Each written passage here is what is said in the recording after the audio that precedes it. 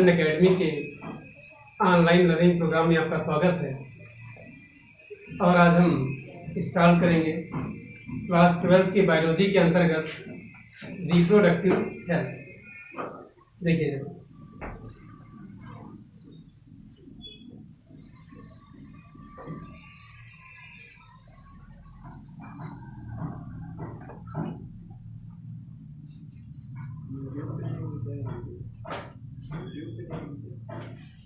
Reproductive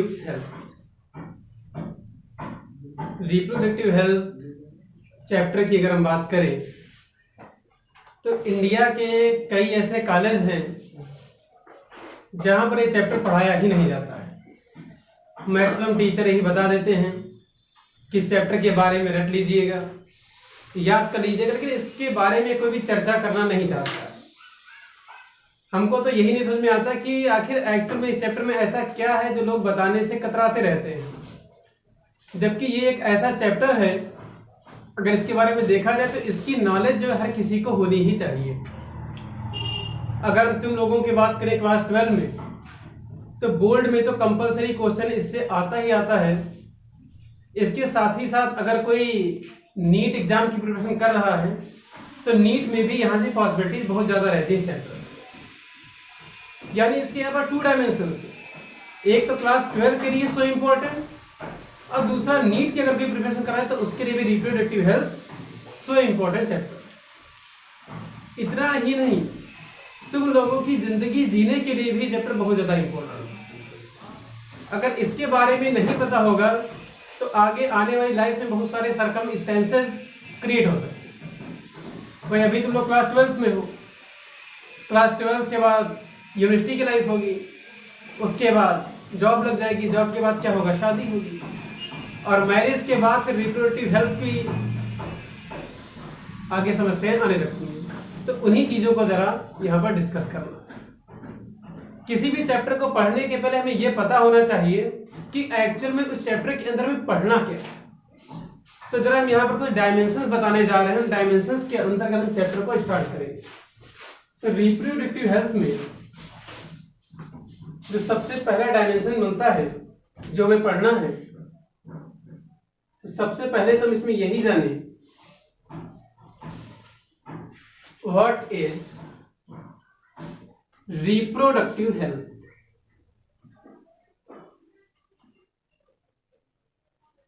what is reproductive health, सबसे पहले चीज को समझते। जब रिप्रोडक्टिव हेल्थ हमें पता चल जाएगा, उसके बाद इसी में इसका सब टॉपिक हम ये देखेंगे,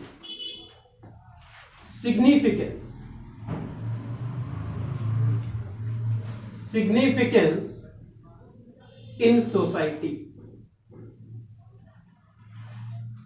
यानी रिप्रोडक्टिव हेल्थ को समझ लिया क्या, फिर हम लोग जिस सोसाइटी में रह रहे हैं, जिस समाज में रह रहे हैं, आखिर वहां पर इसका सिग्निफिकेंस क्या, इस चीज को समझ पाए। और नंबर सेकंड अगर हम इसका बात करें तो कुछ सजेशंस। अब सजेशंस का मतलब क्या है, एग्जाम देने के यहां पर क्वेश्चन आ गया, give the our suggestions about reproductive health in present scenario. यानी प्रेजेंट टाइम में रिप्रोडक्टिव हेल्थ में आप अपने सजेशंस को बताइए, तुम इसके बारे में क्या बताना चाहते हो। अब वहां पर दिमाग नहीं काम करेगा कि हम क्या बता दें, तो इस पॉइंट को समझना है। और दूसरा पॉइंट यहां पर इंपॉर्टेंट हो जाता है, सिग्निफिकेंस इन सोसाइटी। क्वेश्चन यहां से भी बन सकता है, एग्जाम में पूछा जा सकता है, give the brief account of significance in society of reproductive health. यानी रिप्रोडक्टिव हेल्थ का हमारी सोसाइटी में क्या सिग्निफिकेंस है, आखिर क्यों इसको पढ़ा जा रहा है, क्यों इसकी नॉलेज दी रहा है, तो इसको कवर करेंगे। इसके बाद इसी चैप्टर में जो सेकेंड डायमेंशन हम कवर करेंगे, उस सेकेंड डायमेंशन हमारा होगा एमनियोसेंटेसिस।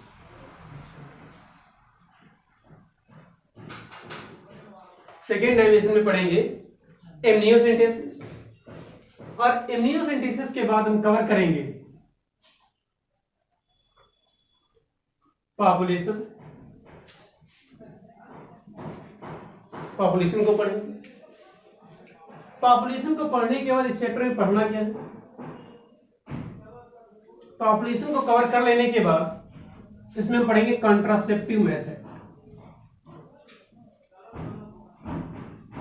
Contraceptive method. अब अगर हम यहां पर कंट्रासेप्टिव मेथड की बात करें तो जो कंट्रासेप्टिव मेथड है ये भी कुछ टाइप्स के हैं, तो यहां पर समझ पाए। तो कंट्रासेप्टिव मेथड में सबसे पहले हम लोग देखेंगे नेचुरल मेथड क्या है,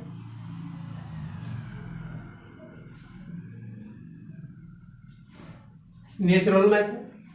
नेचुरल मेथड के बाद सेकंड देखेंगे बैरियर मेथड।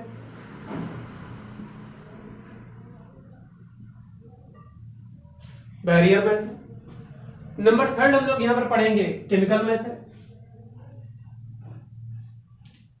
केमिकल मेथड क्या हो सकते हैं,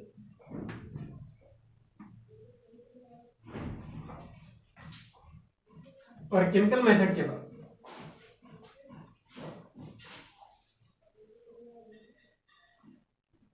सर्जिकल मेथड की बात करें।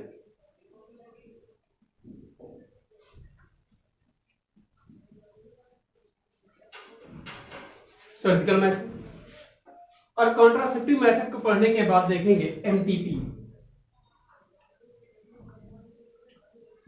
एमटीपी एमटीपी की अगर फुल फॉर्म की बात करें तो एमटीपी का फुल फॉर्म होता है मेडिकल ट्रीटमेंट ऑफ प्रेगनेंसी, या खुले शब्दों में इसी को बोल दिया जाता है एबॉर्शन।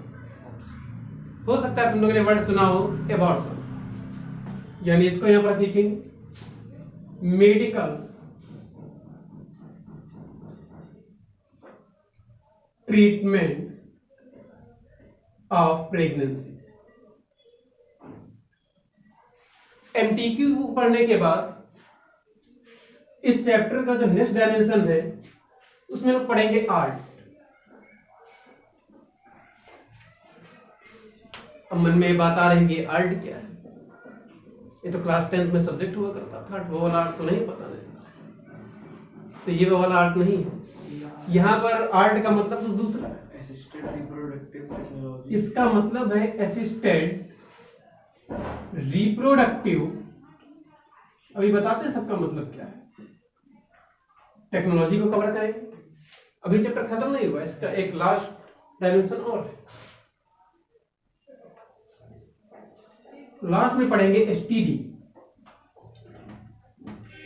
एसटीडी की अगर बात करें तो सेक्सुअली ट्रांसमिटेड डिसीज, यानी इसका फुल फॉर्म क्या हुआ,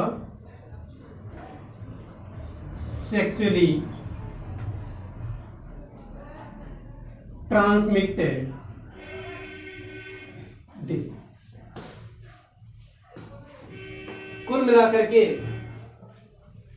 यहां पर हम ये समझ पा रहे हैं कि एक्चुअल में जो टॉपिक है रिप्रोडक्टिव हेल्थ, इसके अंतर्गत सब टॉपिक्स हमारे पास कितने और क्या क्या इस चैप्टर पढ़ना है। अब देखो कितना इंटरेस्टिंग है।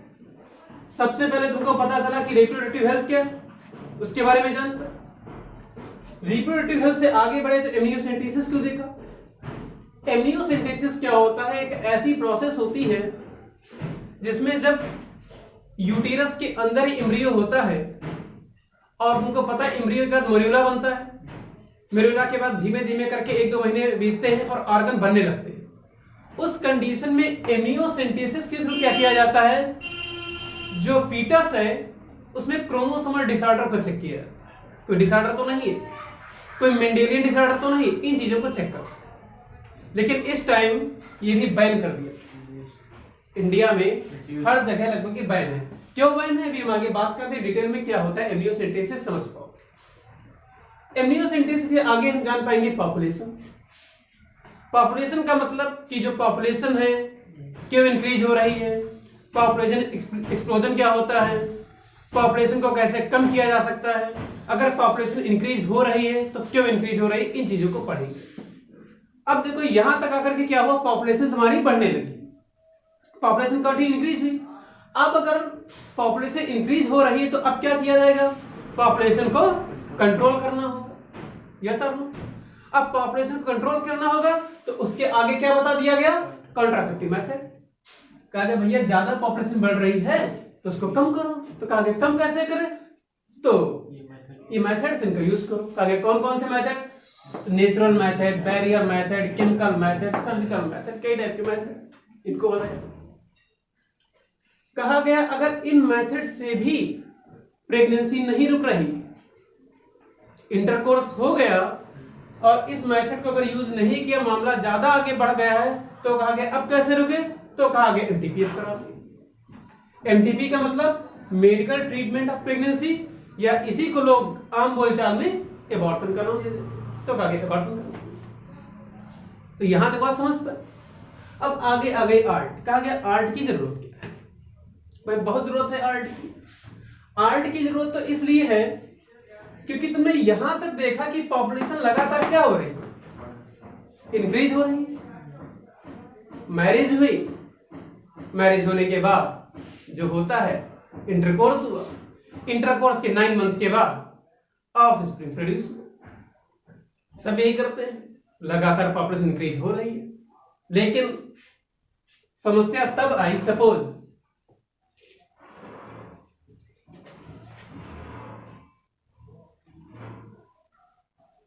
इसकी बेचारी की शादी हुई, ये इनकी मैडम,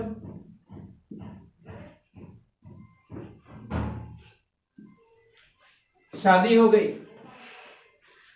शादी के लगभग 2 साल बीत गए। अब क्या हुआ, बेचारा ये रो रहा है, बहुत दुखी इंसान, इसके आंसू नहीं रुक रहे। इनकी मैडम ये भी क्या करेंगे, ये भी परेशान रो। लेकिन ये क्या समस्या, दोनों रो क्यों रहे हैं, तो कहा क्या रो इसलिए रहे हम पापा नहीं बन पा रहे। ये भी एक समस्या बनी। भाई हर कोई चाहता है कि शादी हो गई, मैरिज हो गई, तो हम पापा बने, मम्मी बने और पेडिग्री को आगे बढ़े। अभी आगे पढ़ोगे पेडिग्री के बारे में, जब पढ़ाएंगे हम मेंडेलियन डिसऑर्डर उसमें मिलेगा, जेनेटिक्स, तो जान पाओगे पेडिग्री क्या होती है, बनाना भी सिखाएंगे। तब ये दोनों बेचारे रो रहे, इनकी बड़ी किस्मत खराब, दोनों बहुत अभागे और सोच रहे कि हम पापा कैसे बने। तो गवर्नमेंट की पॉलिसीज और कई सारी टेक्नोलॉजी कहती हैं कि बेटा परेशान मत हो, रोते क्यों, तुमको भी पापा बनने का मौका, हम बनाएंगे तुमको पापा।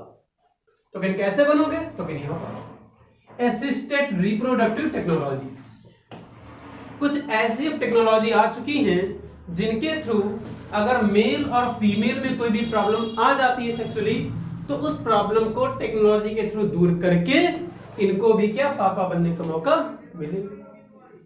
इसलिए हम लोग क्या पढ़ेंगे, असिस्टेड रिप्रोडक्टिव टेक्नोलॉजी, जिनके बच्चे ना हो रहे वो भी बेचारे कर रहे हैं।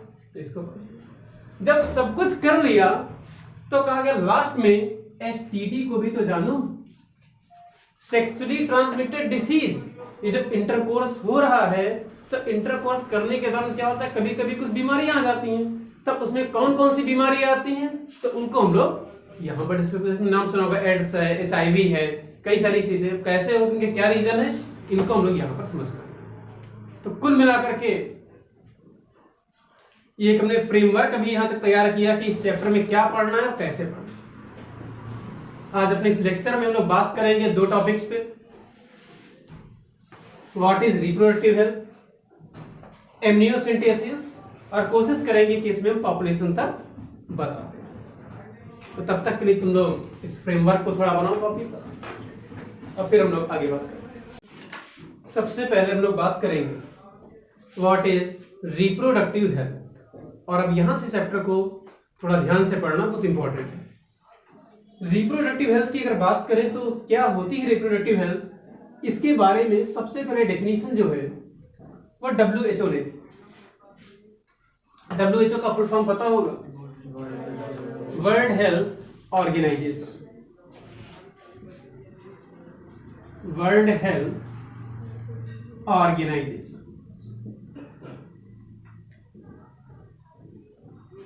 WHO की डेफिनेशन क्या कहती है, जरा सुनिए। WHO कहता है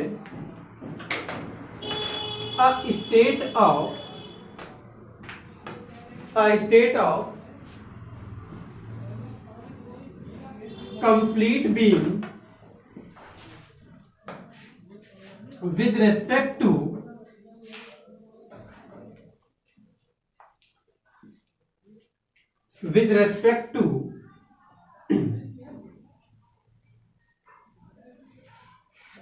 a state of complete being with respect to all aspect of reproduction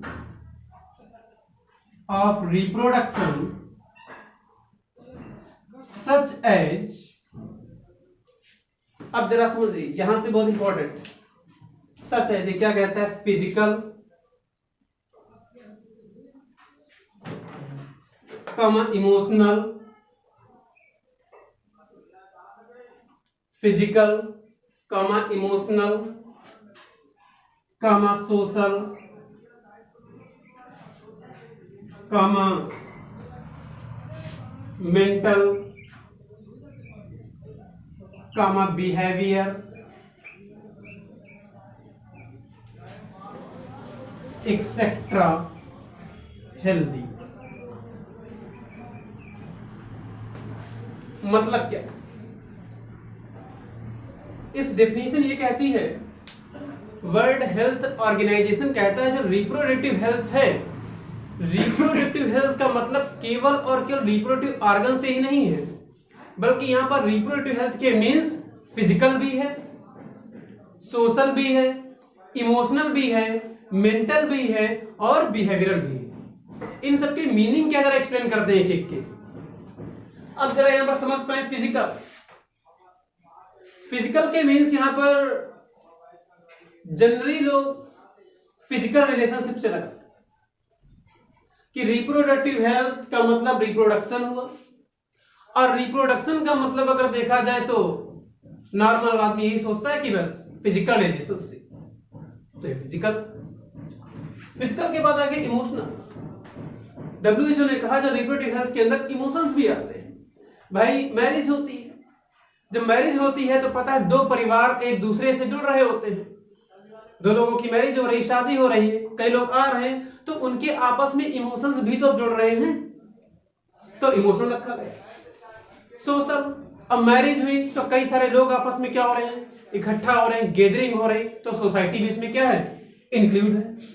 mental, behaviour, यहां पर एक अच्छा वर्ड यूज किया WHO ने, बिहेवियर। बिहेवियर का मतलब क्या है कि सोसाइटी में जो लोग हैं वो रिप्रोडक्टिव हेल्थ को लेकर के कैसा बिहेव करते हैं।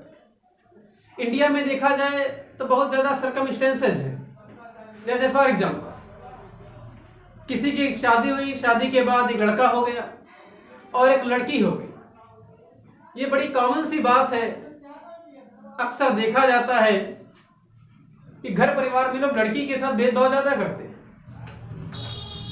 लड़का है तो पता लड़का को सीमस में पढ़ा रहे हैं, लड़की है महिला कॉलेज में नाम लिखवा के चले, हिंदी मीडियम। ये जनरली देखने को मिलता है, लड़के को ऊंचा रखते हैं, लड़की को नीचे देखते हैं। यहां तक कि कभी कभी तो ऐसा होता है, अगर पता चल जाता है कि यूटेरस में लड़की आ चुकी है तो अल्ट्रासाउंड करवा लेते, लड़कियों को मार तक दिया जाता है। इसको बोलते हैं फीमेल फिटिसाइड। ये बिहेवियर ही तो है। लड़कियों को पीरियड स्टार्ट हो जाते हैं, मेंस्ट्रुअल साइकिल स्टार्ट हुई, MC स्टार्ट होती है, तो घर में उसके साथ अजीब टाइप का व्यवहार किया जाता है। मुझे तो समझ नहीं आता आखिर ऐसा क्यों। भाई पीरियड आ रहा है, MC आ रही है, ये एक नेचुरल फिनोमिना है। हार्मोन्स है, कोई इंक्रीज हो गया, कोई डिक्रीज हो गया, इंडोमेट्रियम की वॉल टूटी और ब्लीडिंग हुई, दिस इज पीरियड। अगर लड़की किसी से बता दे कि पीरियड आ रहा, आदमी घूर के उसको देखता है, अरे ये क्या हो गया भाई, नेचुरल फिनोमिना है। घर में पूजा हो रहा है, पाठ हो रहा है, तो पूजा में बैठने से मना कर दिया जाता, नहीं तुम दूर रहे। ये सब क्या है, बिहेवियर। इसी चीज को बताया जा रहा है कि ये सब चीजें समाज में क्या होनी चाहिए, सोसाइटी में दूर होनी चाहिए। तो कुल मिलाकर के रिप्रोडक्टिव हेल्थ की हम बात करें तो रिप्रोडक्टिव हेल्थ के means physical health, emotion, social, mental, behaviour etcetera. बात यहां तक समझ में आप।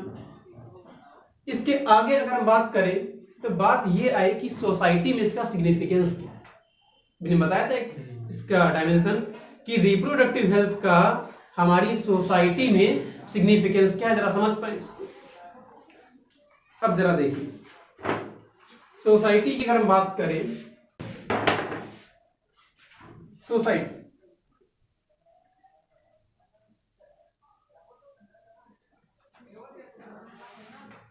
सोसाइटी में इन टर्म्स में इसके मायने हैं रिप्रोडक्टिव हेल्थ के। अगर सोसाइटी में लोगों को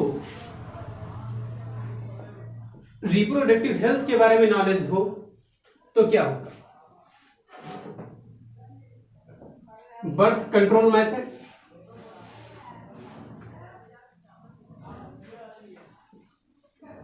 इसके बारे में पता चले। बर्थ कंट्रोल मेथड के जब बारे में पता चलेगा तो क्या होगा? बच्चे कम पैदा होंगे। कहीं कहीं तो हम गांव वगैरह में जाते हैं तो देखते हैं किसी किसी के 12-12 बच्चे, कोई वही नहीं है, झड़ी लगी बच्चों की। हाँ, हर साल एक निकल रहा है। तो जब इसके बारे में नॉलेज होगी तो क्या होगा? बर्थ कंट्रोल होगा। और जब बर्थ कंट्रोल मेथड को जान पाएंगे तो उससे क्या होगा? पॉपुलेशन एक्सप्लोजन नहीं होगा। यस और नो? अच्छा, अब कहा गया अगर बर्थ कंट्रोल होगा तो इसका कुछ एडवांटेज मिलेगा, तो कहा गया बिल्कुल एडवांटेज होगा सर। क्या होगा इसका एडवांटेज, जरा देखो। इसका एडवांटेज ये होगा कि फैमिली क्या हो जाएगी? स्मॉल हो जाएगी। बोलो, और अगर फैमिली स्मॉल हो गई तो इसका फायदा तुमको मिलेगा। अब सपोज तुम्हारी मैरिज हुई और मैरिज के बाद तुमने 12 बच्चे कर लिए सब।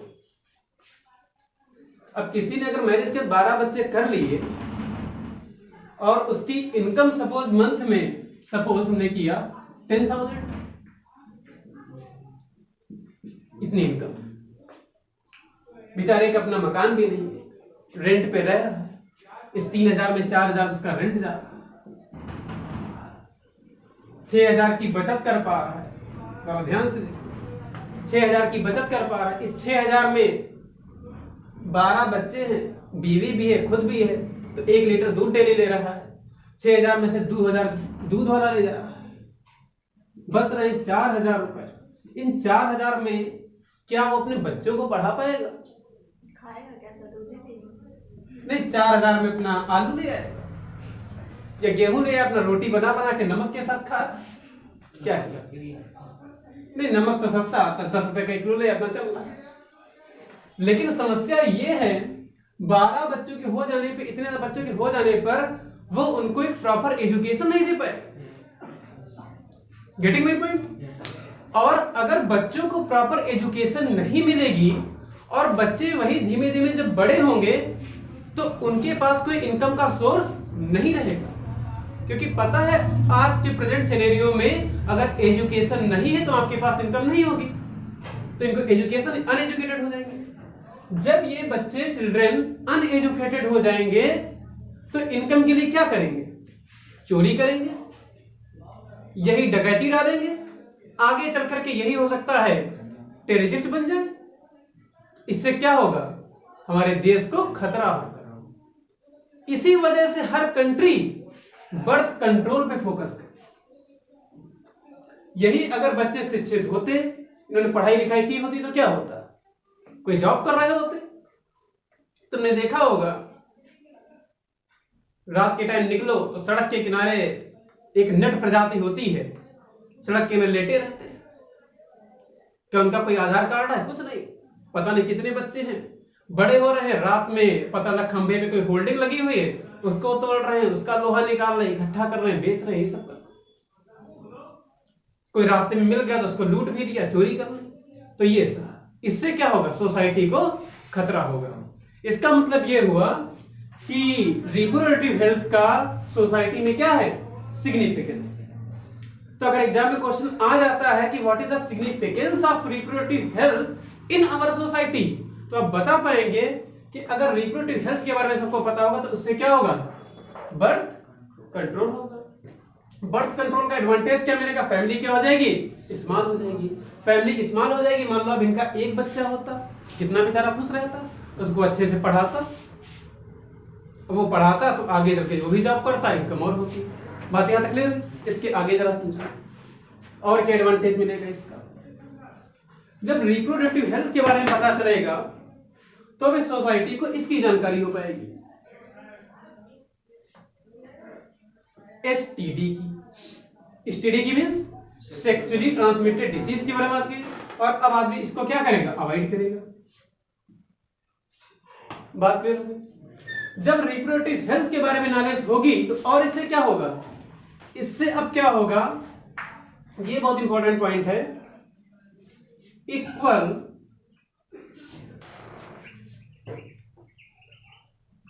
अपॉर्चुनिटीज ऑफ मेल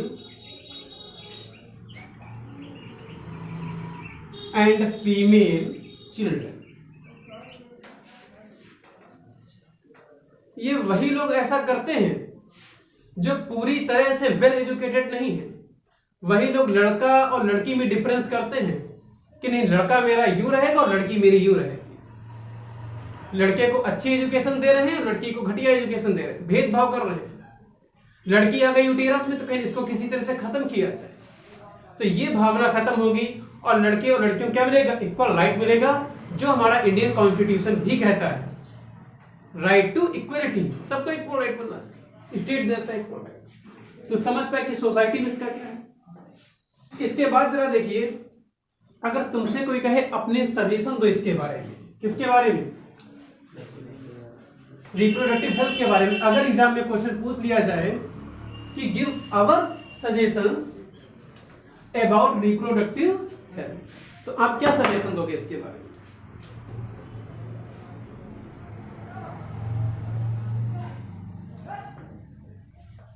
क्या रहेंगे सजेशन? तो फर्स्ट सजेशन जो रहेगा वो ये रहेगा, introduce sex education in school to give right information, to give right information about young minds।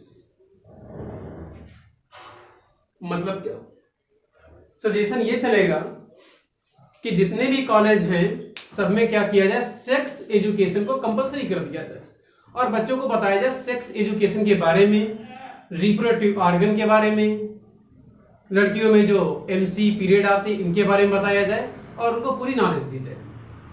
जब यंगेस्ट को इनकी नॉलेज होगी तो क्या होगा, तो इसकी नॉलेज होने की वजह से अब क्या हो जाएगा, फिर वही बात आ गई, बर्थ कंट्रोल होगा। बोलो, जब नॉलेज होगी, जब पता होगा कि कॉन्ट्रासेप्टिव मेथड कौन कौन से हैं, तभी क्या हो पाएगा, बर्थ कंट्रोल होगा। बात क्लियर हुई? और जब बर्थ कंट्रोल हो पाएगा तो यही लोग एसटीडी से भी क्या हो पाएंगे, बच पाएंगे। और क्या होगा, टेक केयर करेंगे। किसकी टेक केयर करेंगे, प्रेग्नेंट फीमेल। ये कुछ हमारे सजेशंस हैं। तो यहां तक समझ पाए? तो अब हमने यहां तक समझा कि what is reproductive health, reproductive health का सोसाइटी में क्या इंपैक्ट को नजर आ रहा है, और इसके साथ ही साथ ये समझ पाए कि अगर हमें सजेशन देने इसके बारे में तो क्या सजेशंस रहेंगे। अब हम बात करते हैं स्ट्रेटजीज की। कुछ गवर्नमेंट है उसने क्या स्ट्रेटजी बनाई है, किसके अबाउट, रिप्रोडक्टिव हेल्थ के अबाउट। देखिए जरा,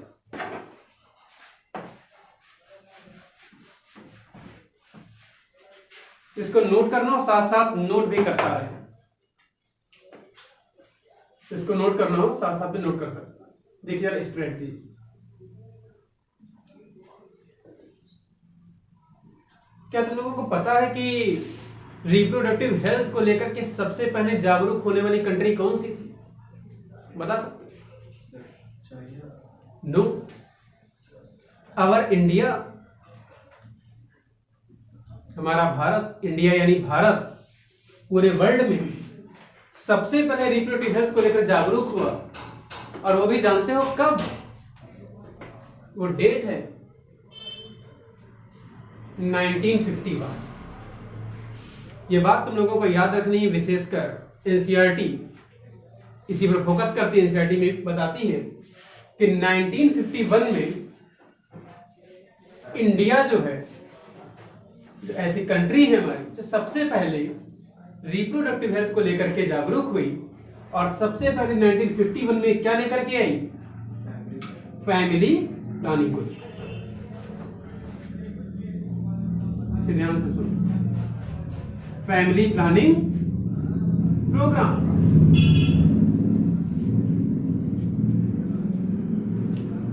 तो इंडिया में सबसे पहले 1951 में क्या आया? फैमिली प्लानिंग प्रोग्राम आया। अब जरा देखो इसके क्या मोटिव थे, क्या क्या इसके टारगेट थे फैमिली प्लानिंग प्रोग्राम में, क्या क्या बताया गया। अब जरा देखो इंडिया कितनी जल्दी जागरूक हो गया, इस बात को सोचो। अच्छा, इतना तो पता ही होगा कि हमें फ्रीडम कब मिली थी, इंडिया इंडिपेंडेंस कब हुआ। आप मन में क्वेश्चन, आप तो हिस्ट्री पूछने लगे, पढ़ा तो पाए। इसमें हमको कहीं ना कहीं हिस्ट्री की झलक नजर आ रही है, हम कैसे पता होगा। वो डेट थी 1947 और 15 अगस्त। अब जरा 1947 के पहले की अगर बात करें तो इसके पहले इंडिया क्या था? स्लेव था, भारत गुलाम था। किसका गुलाम था? अंग्रेजों का गुलाम था, ब्रिटिशर्स का गुलाम था। और ये सोचो जरा, इंडिया कितने साल तक गुलाम रहा, पता है? ये गुलामी स्टार्ट हो जाती है 23 जून 1757 से लेकर के 1957 तक हम लोग रहे। और ये प्रोसेस पता है कहां से स्टार्ट हो जाती है? एक सुना होगा, प्लासी का युद्ध, बैटल ऑफ प्लासी। और बैटल ऑफ प्लासी से हम लोग स्लेव स्टार्ट हो जाते हैं। फाइनली पूरी तरह से कैप्चर ब्रिटिशर्स कर लेते हैं कब? 1764 में। इसमें बैटल ऑफ बक्सर हुआ था। यस, इसमें हुआ था बैटल ऑफ बक्सर, को बक्सर का युद्ध बोला है। और धीमे धीमे करके पूरी इंडिया को कैप्चर किया और हम लोग गुलामी की जंजीरों में जकड़े रहे। और कुल मिलाकर के 1947 हम लोग क्या हो गए? इंडिपेंडेंस हुए। अब जरा ध्यान दीजिए, यानी 47 में हम लोग स्वतंत्र हो रहे हैं, और 4 साल बाद कितनी जल्दी इंडिया जागरूक हो, किसको लेकर के? फैमिली प्लानिंग को लेकर के। क्यों हुआ जागरूक इसको लेकर के? ऐसी क्या जरूरत पड़ गई? क्योंकि अब 1951 तक क्या हो रहा था? Population explosion. पॉपुलेशन बहुत ज्यादा क्या हो रही थी? इंक्रीज हो रही थी। अब जब पॉपुलेशन इंक्रीज होने लगी तो इसके टारगेट क्या बनाए गए? अब टारगेट में पहला बताया गया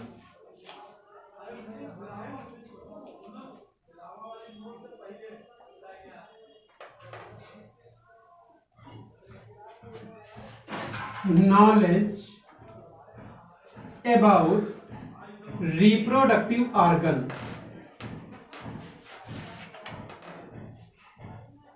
यानी जो रिप्रोडक्टिव ऑर्गन है इसके बारे में लोगों को क्या नॉलेज होनी चाहिए। भाई जब इसके बारे में नॉलेज होगी तभी तो बर्थ कंट्रोल होगा। दूसरा बताया गया इसी में, ये थोड़ा तुमको समझाना है, knowledge about adolescence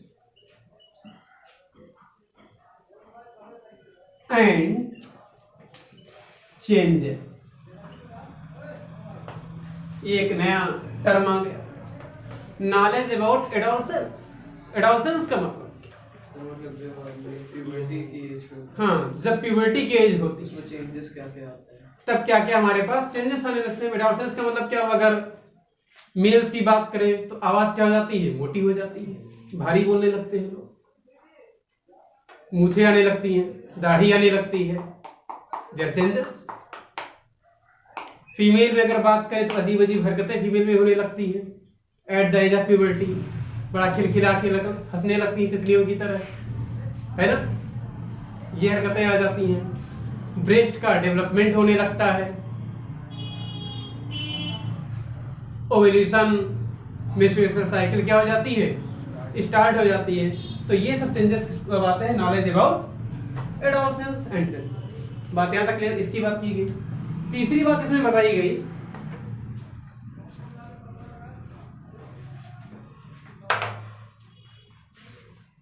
take care of pregnant women, कि अगर कोई प्रेग्नेंट वुमेन है उसकी केयर कैसे करेंगे, इसके बारे में बताइए। इसके अलावा इस पर फोकस दिया गया ब्रेस्ट फीडिंग। ब्रेस्ट फीडिंग की इंपॉर्टेंस को बताया गया। ब्रेस्ट फीडिंग का मतलब समझ रहे हैं आपको? ब्रेस्ट फीडिंग का मतलब होता है लैक्टेशन, यानी जब बेबी का बर्थ होता है तो उसको माँ का दूध मिलना चाहिए। अब माँ के दूध में कौन कौन से कोलेस्ट्रॉल होते हैं, कितने हमारे पास इंपॉर्टेंट विटामिन है, क्या क्या उसमें प्रोटीन है, कितने दिन तक पिलाना चाहिए, तो वो सारी चीजें किसमें आ जाती हैं, ब्रेस्ट फीडिंग पर यहाँ पर फोर्स दिया गया। और प्रेजेंट सिनेरियो में अगर बात करें तब इसकी जगह पर क्या चल रहा है, RCHS। RCS का समझ रहे हैं? RCS का फुल फॉर्म है reproductive child health care programme. अब इसके अकॉर्डिंग क्या दी जा रही, नॉलेज दी जा रही। कुल मिलाकर के कहने का मतलब यह है कि रिप्रोडक्टिव हेल्थ के बारे में हमारी जो गवर्नमेंट है वो बार बार फोकस कर रही है कि लोगों को नॉलेज कैसे दी जाए। इसी वजह से हमारे सिलेबस में भी टॉपिक रख दिया। बाकी कोई विशेष वजह नहीं है। अब जो टीचर पढ़ाते नहीं है हमको तो यही नहीं, क्यों नहीं पढ़ाते हैं भाई, क्योंकि इसमें बहुत सारे ऐसे टर्म यूज हो जाएंगे। अभी आगे कांडो में आ जाएगा वर्ड, में साइकिल बोला जाएगा, प्रॉपर्टी बोला जाएगा, तो इसके बारे में नॉलेज होनी चाहिए। गवर्नमेंट ही नहीं, अगर याद हो तो कुछ साल पहले अक्षय कुमार की एक मूवी आई थी named as Padman. Padman movie का टारगेट क्या था, पैडमैन मूवी का टारगेट यही था कि लोगों को पैड के बारे में जानकारी हो, क्योंकि अभी भी इंडिया में बहुत से ऐसे गांव हैं जहां पर लड़कियों को जब पीरियड एमसी आ जाती है तो एमसी आने के टाइम पैड जानती नहीं क्या होता है और क्या यूज करती है, कोई कपड़ा यूज कर रहा है, कोई कुछ यूज कर रहा है। अब तुमको पता है अगर कोई गंदा कपड़ा हो और उसको पीरियड के समय अगर यूज किया जाए तो उसमें पता नहीं कितने टाइप के वायरस होंगे, वो वायरस इंटर कर जाएंगे किसके अंदर, वजाइना के अंदर। और जब वायरस वजाइना के अंदर आ जाएंगे और जब उसका हस्बैंड करेगा इंटरकोर्स तो इंटरकोर्स के टाइम वो वायरस किसमें ट्रांसफर हो जाएंगे, उसके हस्बैंड में। जब वो वायरस उसमें आ जाएंगे तो उससे क्या क्रिएट हो जाएगी, एसटीडी, सेक्सुअल ट्रांसमिटेड डिसीज। तो कुल मिलाकर के गवर्नमेंट का और फिल्मों का टारगेट यही था उस फिल्म का कि लोगों को पैड के बारे में जानकारी हो जाए, यानी जब एमसी आए, पीरियड आए तो इसका यूज करें। हमने एक बात और बताई थी जब हमने पढ़ा रहे थे चैप्टर, अगर याद करो रिप्रोडक्टिव सिस्टम, वहां पर हमने बताया था कि लड़कियां पैड को छोड़ करके भी एक चीज और यूज करती है, उसका नाम याद है, वजाइनल टेम्पांस बोलते थे। वजाइनल टेम्पांस क्या होता है, फाइबर का बना होता है, इसको वजाइना के अंदर इन कर लिया जाता है। लेकिन रेयर केस में लड़कियां उसका यूज नहीं करती हैं। लड़कियां क्यों नहीं यूज करती हैं उसका भी मैं रीजन बताया था, क्योंकि उससे हाइमन क्या हो सकती है, ब्रेक होने का डर रहता है, और because hymen is the sign of virginity, तो उससे और सारी प्रॉब्लम आ जाती है, इसी उसका लड़कियां यूज नहीं करती। Get clear? तो आई होप यहां तक आप लोग समझ पाए होंगे। इसके आगे चले या इसके आगे, तो नेक्स्ट हमारा टॉपिक है इसके आगे एमनियोसिंथेसिस।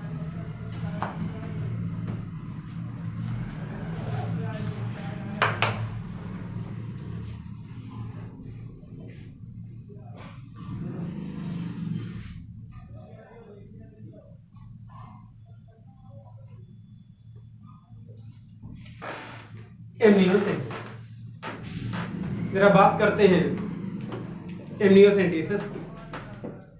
अगर एमनियोसेंटेसिस की बात करें तो जैसा कि तुम लोगों को पता है, हम जब पढ़ा रहे थे चैप्टर रिप्रोडक्शन, तो रिप्रोडक्शन में हमने बताया था कि एक स्पर्म होता है और ओवम होता है। एक बार फिर से समझ लो तभी कॉन्सेप्ट क्लियर होगा। हमने बताया था कि सपोज ये स्पर्म, ये ओवम, इसने इसको क्या किया, फर्टिलाइज किया। जब स्पर्म ओवम को फर्टिलाइज करता था तो क्या बनता था, जायगोट बनता था।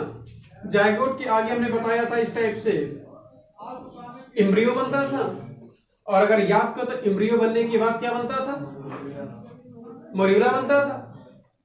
और मोरियोला में क्या हो जाता था, 7 से 8 सेल हो जाती थी।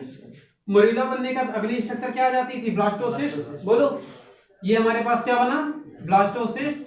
और ब्लास्टोसिस्ट की इनवॉडी सेल को हम लोग क्या बोलते थे, ट्रोफोब्लास्ट सेल। ये क्या होती थी, ट्रोफोब्लास्ट सेल। अब हमने बताया था जो ब्लास्टोसिस्ट होता था ये इंडोमेट्रियम के अंदर इन कर जाता था, उसको क्या बोलते थे, इम्प्लांटेशन। तो यहां पर फिनोमेना क्या हो जाती थी, इम्प्लांटेशन। याद आ रहा है। अब बेटा अगर हम इम्प्लांटेशन के आगे तुमको ले चले तो हमने बताया था इसके अंदर एक सेल की नोक प्रेजेंट होती थी, और ये बेटा सेल की नोक 2 पार्ट में डिवाइड होती थी। तो एक पार्ट को हम लोग क्या बोलते थे, इपीब्लास्ट बोलते थे। याद आया। और फिर मैंने बताया था जो इपीब्लास्ट होता है फूल जाता है, इसकी स्ट्रक्चर कुछ ऐसी हो जाती थी, ये इपीब्लास्ट। और बेटा इस एपीब्लास्ट के अंदर क्या भर जाता था, एक फ्लूइड भर जाता था। याद आ रहा है। इसको क्या बोलते थे, एमनियन। और ये क्या होता था, एमनियोटिक। बस यही तक बताना, समझ गए। अब एमनियोटिक फ्लूइड और एमनियोसिंथेसिस। अब आप समझ पाएंगे।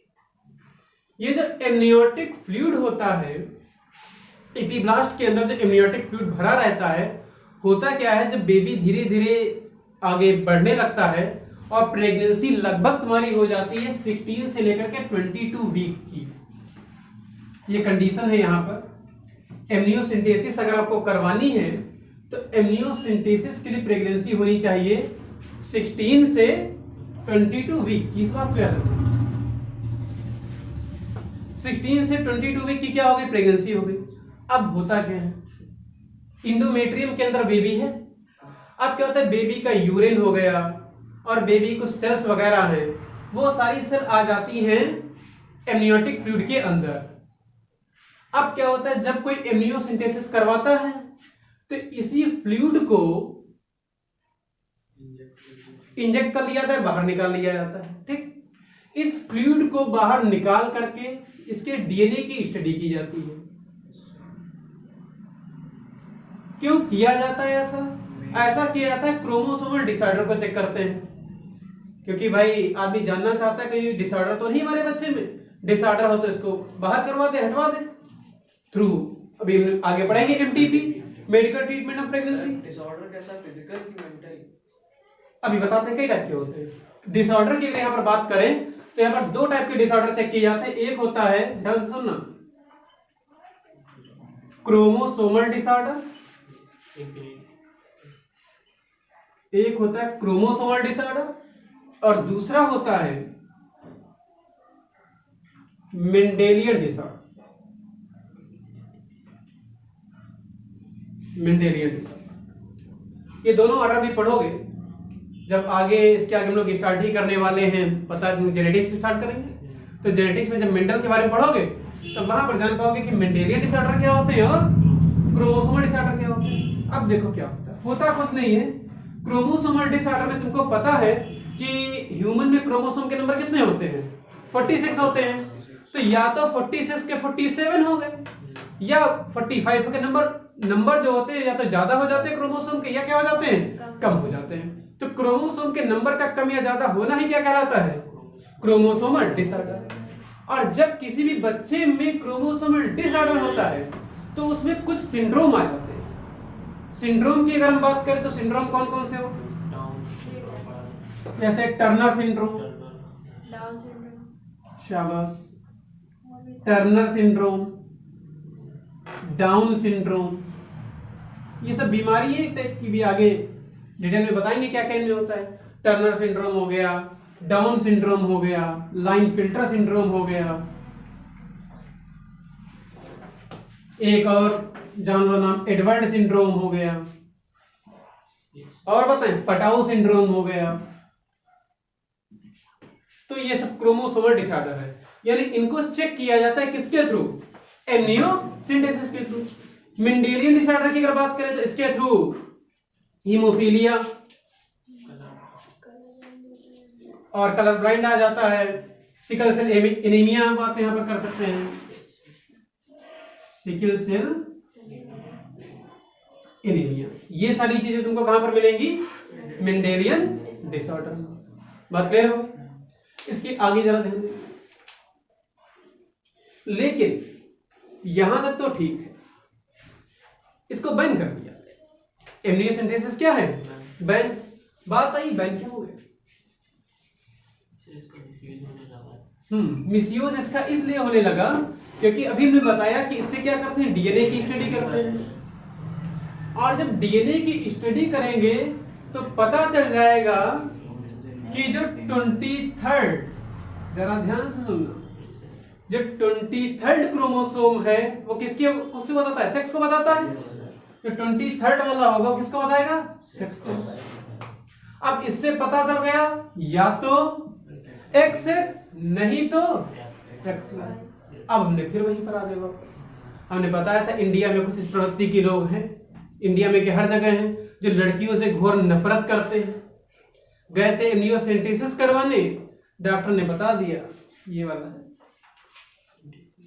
हटाओ यार, मामला गड़बड़। वाइफ से मुलाकात की अपने, तुम्हारे ये है क्या मतलब? हम तो जानते नहीं एक सेक्स क्या होता है, कहीं लड़की है।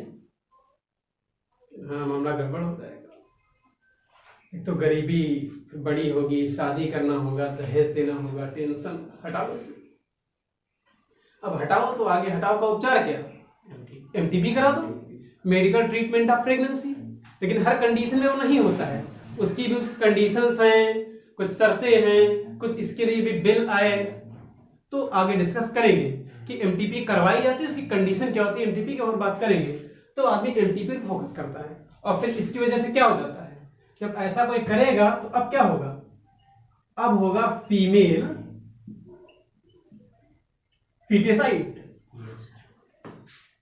जो फीमेल पल रही होगी यूटेरस में, उसको क्या किया जाएगा? यूटेरस में एक टाइप का औजार होता है, इंस्ट्रूमेंट होता है, उसको डाल करके खरोच खरोच के उसको बाहर कर दिया, और वो बेचारी मर जाएगी।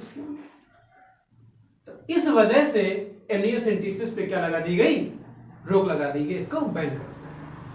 तो ओवरऑल हम समझ पाए कि एमनियोसिंथेसिस की अगर हम बात करें तो एमनियोसिंथेसिस एक ऐसी प्रोसेस है जिसमें 16 से लेकर के 22 वीक की प्रेगनेंसी में डीएनए के थ्रू क्रोमोसोमल डिसऑर्डर को चेक किया जाता था। वो डिसऑर्डर क्रोमोसोमल भी चेक हो जाता है और मेंडेलियन भी चेक हो जाता है। बात क्लियर है?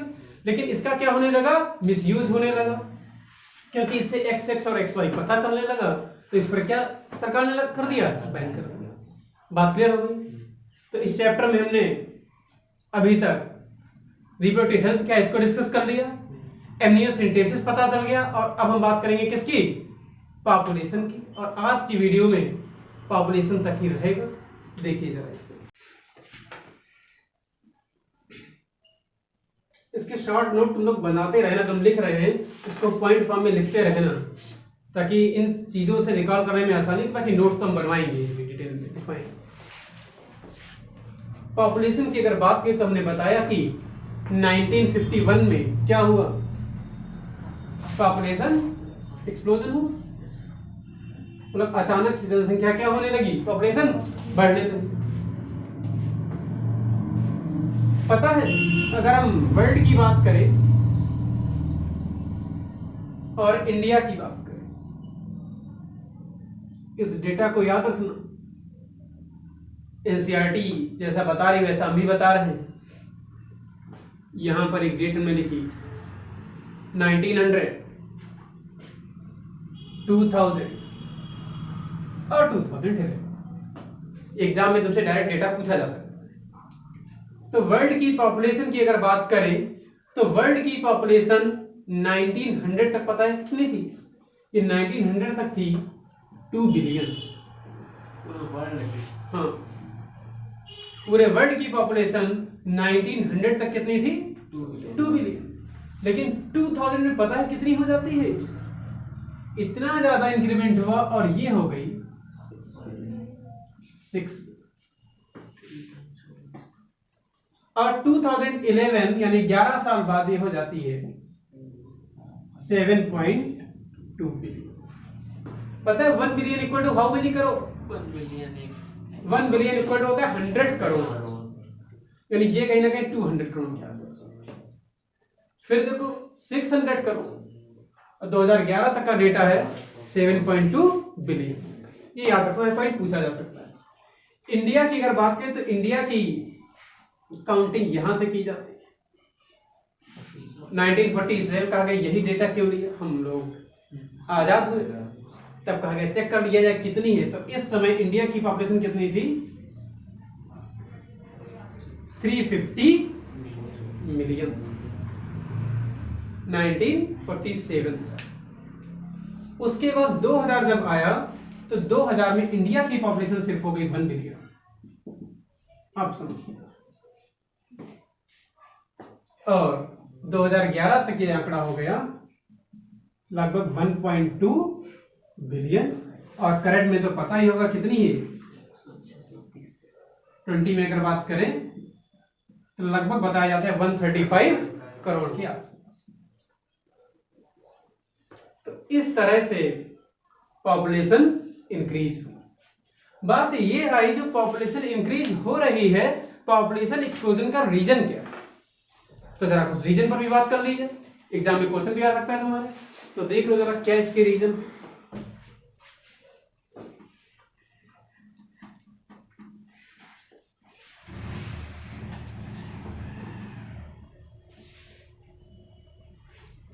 जो पॉपुलेशन एक्सप्लोजन हो रहा है इसके क्या रीजन है जरा समझे।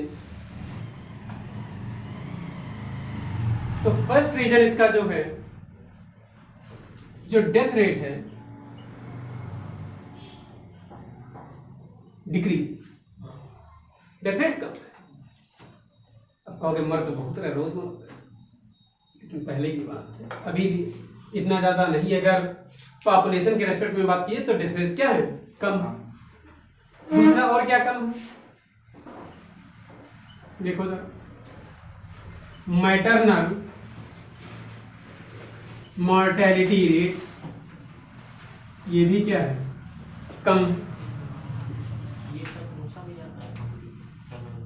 ये पूछा जा सकता है तुम्हारे यहाँ बोर्ड एग्जाम में, क्वेश्चन ऐसे बन सकता है कि मैटरनल मॉर्टेलिटी रेट क्या होता है, इन्फेंट क्या होता है, पॉपुलेशन एक्सप्लोजन का डेटा क्या है, इसके रीजन क्या है, लिखने को आ सकते हैं एग्जाम में। तो आप रीजन में सबमिट करेंगे कि डेथ रेट क्या है? कम है। मैटरनल मॉर्टेलिटी रेट क्या है? कम है। और फिर क्या बात करेंगे? इन्फेंट मॉर्टेलिटी रेट भी क्या है? कम है।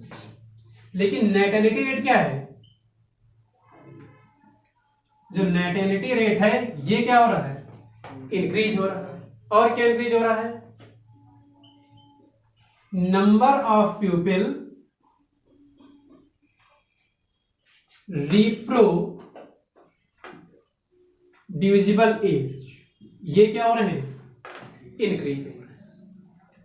यानी पॉपुलेशन एक्सप्लोजन की अगर हम बात करें, जो पॉपुलेशन इंक्रीज हो रही है उसका सबसे बड़ा जो फैक्टर दिखाई पड़ता है डेथ रेट कम है। दूसरा मैटरनल मॉर्टेलिटी रेट, इसका मतलब समझ रहे हो, एक बार तक मैंने लिखा मॉर्टेलिटी और दूसरा लिखा नेटेलिटी। तो मॉर्टेलिटी का मतलब क्या होता है?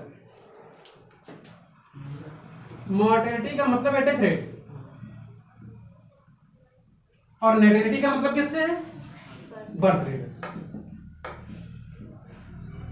समझ पाए इसको? अब जरा ध्यान, इसका मतलब क्या हो मैटरनल मॉर्टेलिटी रेट का? मतलब जब बहुत सारे डेथ के केसेस ऐसे आते थे कि बेबी जब यूटेरस के अंदर होता था तभी उसकी क्या हो जाती थी? डेथ हो जाती थी। तो ऐसे केस को नाम दिया गया मैटरनल मॉर्टेलिटी रेट। और इन्फेंटेड मॉर्टेलिटी रेट हमारे पास क्या होगा? इन्फेंट का मतलब हुआ 1 साल से कम उम्र के बच्चे, यानी ऐसे बेबी जिनकी एज क्या है? 1 ईयर से कम है, तो उनको रखा गया इन्फेंट मॉर्टेलिटी रेट में। दूसरी बात नेटेलिटी रेट क्या है? ज्यादा है। अब लगातार लोग पैदा तो हुए जा रहे, बर्थ लगातार हो रहा है, डेथ क्या है? कम है, तो नेचुरल से पॉपुलेशन क्या होती चली जाएगी? इंक्रीज होती है। और तुमको पता भी होगा कि पॉपुलेशन की अगर बात करें तो इंडिया का कौन सा नंबर आता है पॉपुलेशन में?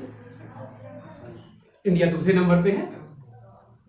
और आई होप 2030 तक सुनने में ऐसे आ रहे हैं आंकड़े कि इंडिया नंबर 1 पे आ जाएगा। अभी कौन है नंबर 1 पे इस टाइम? चाइना है। कुछ दिन बाद इंडिया होगा हमारा, है ना? तो ये सारे रीजन हैं और इंपॉर्टेंट क्वेश्चन है, पूछा जा सकता है। बाकी अनएम्प्लॉयमेंट बहुत है इंडिया में, ये है। लेकिन एजुकेशन भी कम है। और अगर अनएम्प्लॉयमेंट भी देखा जाए तो जो अनएम्प्लॉयमेंट फैक्टर है वो भी पॉपुलेशन की वजह से ही है, क्योंकि इतनी सारी पॉपुलेशन है, सरकार कहाँ तक नौकरियां दे दे सबको, तो अनएम्प्लॉयमेंट तो होगी ही। और लगातार अभी हमने बताया था कल से कि 12-12, 13-13 बच्चे होते चले जा रहे हैं, तो क्या होगा? जिला बना है, प्रॉब्लम हो जाएगी। बच्चे एजुकेटेड नहीं होंगे तो कहाँ जॉब मिलेगी? अनएम्प्लॉयमेंट अपने आप।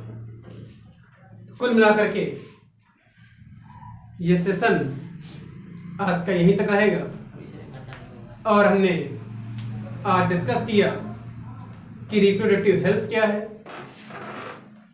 सोसाइटी में उसके इम्पैक्ट क्या पड़ेंगे, उसका अपना सिग्निफिकेंस क्या है, एमनियोसेंटेसिस क्या है, और दूसरा मैंने डिस्कस कर लिया आज पॉपुलेशन के बारे में। बात क्लियर हो गई? तो आज का लेक्चर यहीं तक। उम्मीद है तुम लोगों को क्लास पसंद आई होगी। तब तक के लिए धन्यवाद। नेक्स्ट हम लोग कल बात करेंगे।